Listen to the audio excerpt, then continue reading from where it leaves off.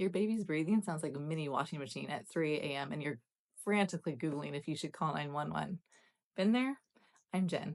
I'm a nurse practitioner, IBCLC, mom of three, and I'm here to walk you off the edge. Babies' breathing patterns are so irregular, and we don't realize that until we come home with a little bundle of joy, and we are so nervous in the middle of the night going, what am I doing? Is this okay? Are they going to be able to live to the next feeding? Let's talk through it. Let's discuss what's going on and how we can get through this little tricky phase.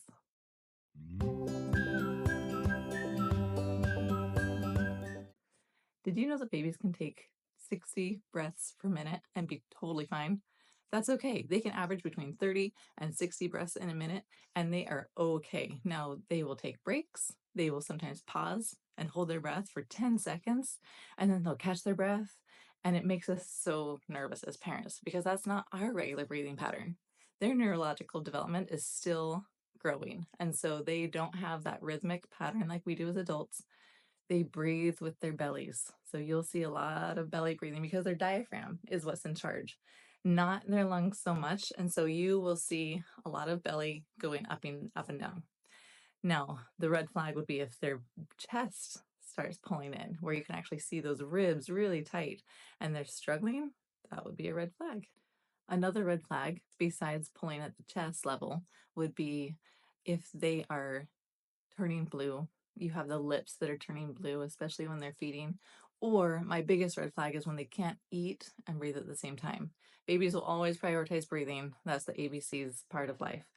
If they get hungry and they want to latch, but they can't latch because they can't stay breathing and eat at the same time, that is an automatic emergency room visit. Here we go. Babies can be grunting after each breath. When they exhale, uh, uh, that's not a good sign. We want to definitely have that addressed. If you don't feel like they're in immediate danger, call the pediatrician, call the on-call physician if you need to, and if you are needing that peace of mind, take them to go get assessed right away. A lot of times that loud breathing is just because they have boogers in their nose. That can happen because of their feeding. Sometimes it's just from the amniotic fluid after they were born. They just get a lot of junk up there and they're nose breathers. And so if they get any little bit of mucus in their nose, you can hear it. And it gets really loud sometimes.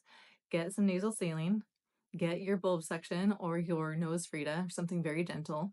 Put some saline drops in the nose, let it go for just a couple seconds and then pull it out and see if you can get some of those boogers out. Don't be aggressive. We don't want any swelling in those nostrils because that'll make it harder for them to breathe. But we want to make sure that they can have those clear passages, especially so they can breathe while they eat better, because then they're definitely breathing through their nose. If your little one just seems to be breathing fast all the time, check your room temperature. When they're overheated, they will breathe a little bit faster, kind of like a panting puppy.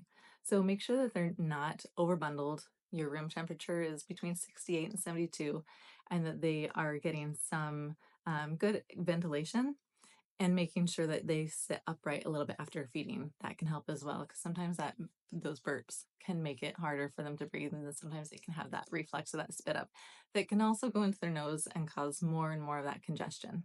If you're ever in doubt and you want to time your breaths per minute, use your phone or a timer. Count for a full 60 seconds for your baby's breathing, because they will take breaks and they will pant and they'll be very irregular in those 60 seconds.